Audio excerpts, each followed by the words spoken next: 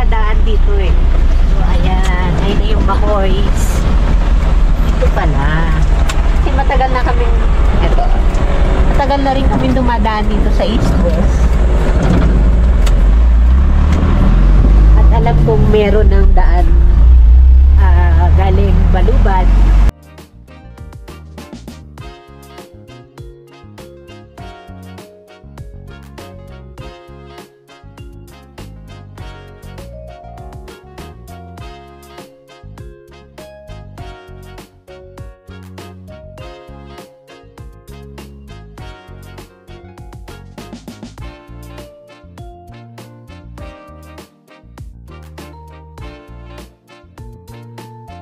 Grabe nga nangyari sa amin sa daan eh.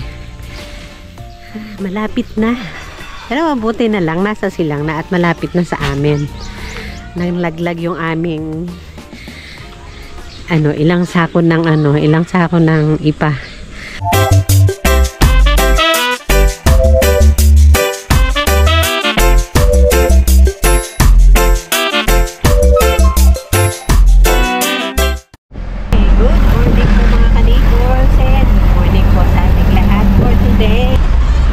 Palabas na po kami dito sa may Hacienda.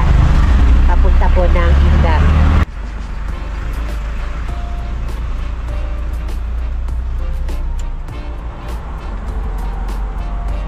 Ayan po yung Hacienda.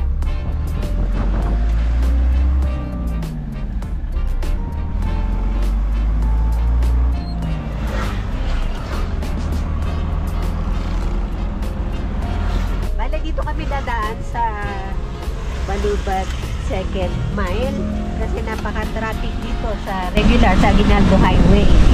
Very common na yun na matraffic. So para sigurado dito na kami dadaan sa Balubad 2nd.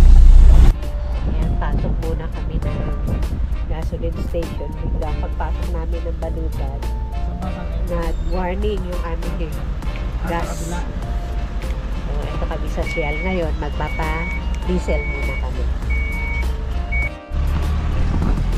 From Balubad 2nd kami pumasok, nagdire-diretso kami, nandito kami sa Balubad 1st, pero ito pa-exit na rin kami sa East-West, yung bagong daan.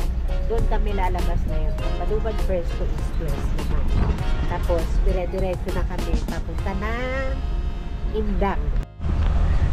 Bilis lang pala. Ito, wala, nakikita ko na yung mga sasakyan sa labas. Ito, ngayon lang ako nakadaan dito eh. So, ayan. Ayun na yung Makoys. Ito pala. Kasi matagal na kaming, eto. Matagal na rin kaming dumadaan dito sa East West. At alam kong meron ng daan galing Balubad.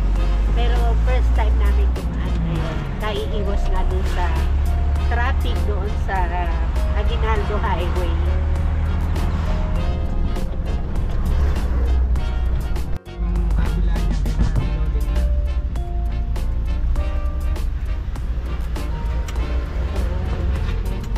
Dito na kami sa Indang. Ang bilis lang magbiyahe.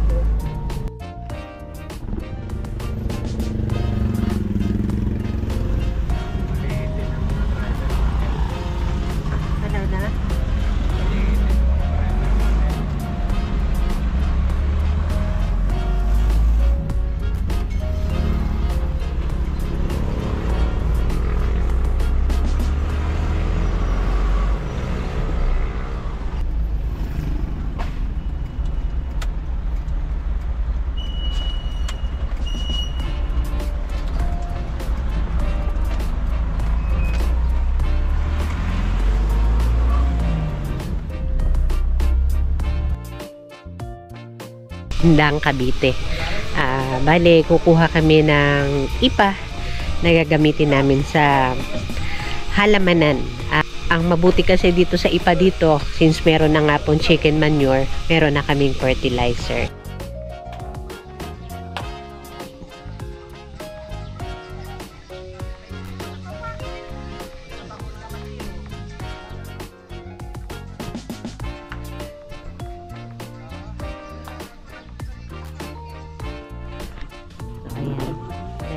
Lalagyan na kami ng iba.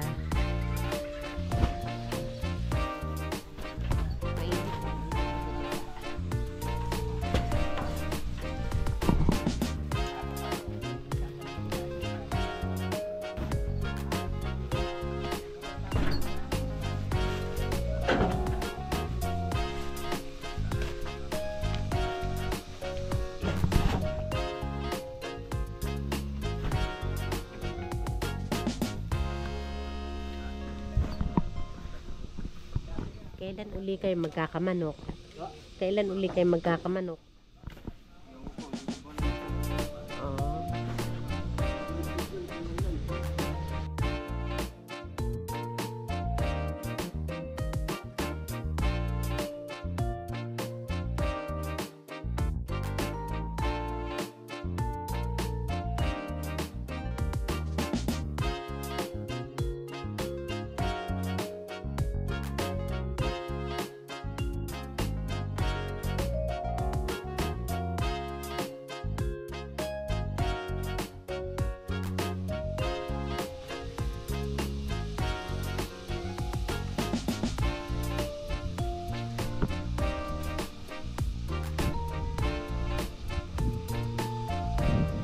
So, ganito yung life sa ano. Ganito yung life sa poultry farm.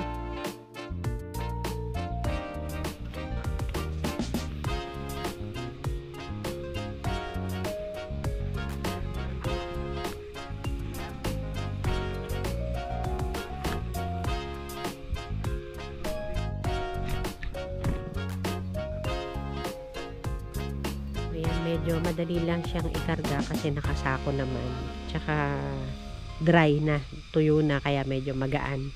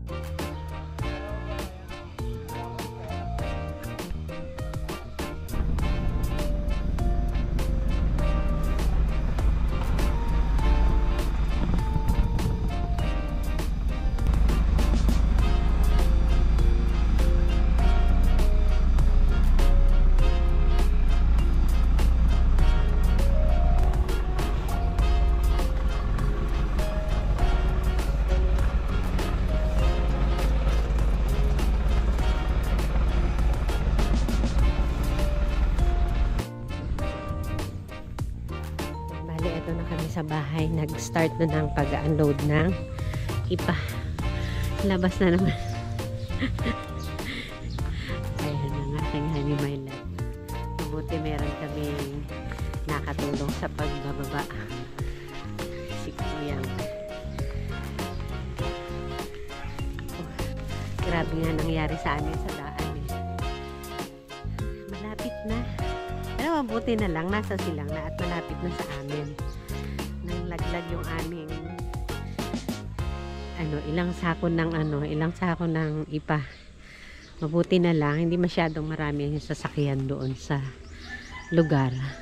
Binusinahan kami maigi noong kasunod namin. In-inform kami na nanalaglag na yung ipa namin.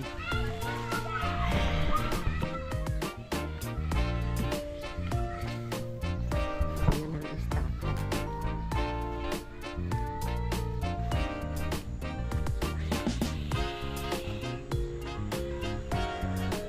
Ha?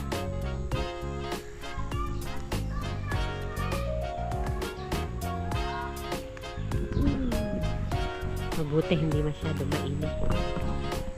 Kami yung yan yung pinaka puno namin ng sampalok. Yan kami naglalagay ng yan yung mga ipa namin. Ipa, tapos ito yung maliit na bundok. Yan yung deposit ng lupa. Nagagamitin pag nagmix na yung dalawa. Ayan, pwede na siyang gamitin sa halaman.